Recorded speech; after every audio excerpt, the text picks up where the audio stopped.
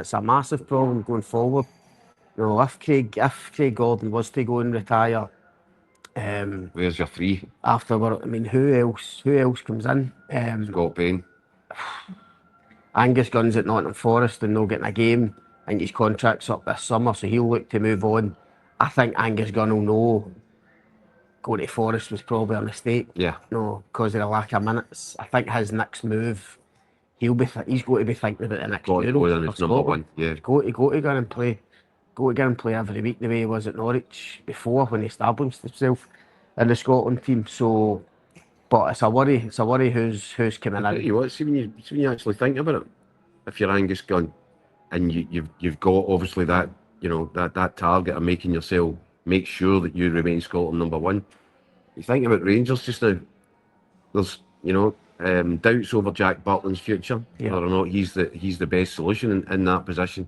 And in any case, if you're Angus Gunn, you could do a lot worse than thinking, you know, if there was a deal to be done there. If Butland was to move on, Rangers might say, well, they want this new Scottish identity. I know he's Scottish with an English accent, isn't he? But he's part of the national team. I wonder, just floating that out there, based upon nothing, it might make a bit of sense. And on a free transfer, would that appeal to Rangers?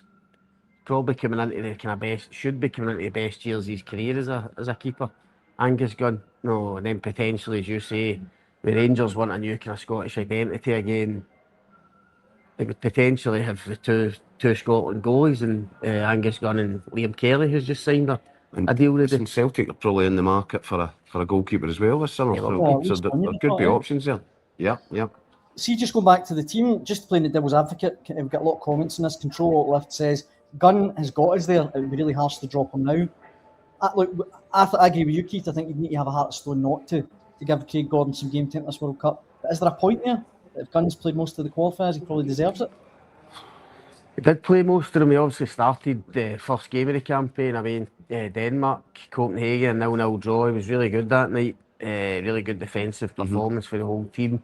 I think I'm right in saying he played like 4 or 5 games and then Craig Gordon came in. It was Craig Gordon that was in goal for the famous home win against Denmark.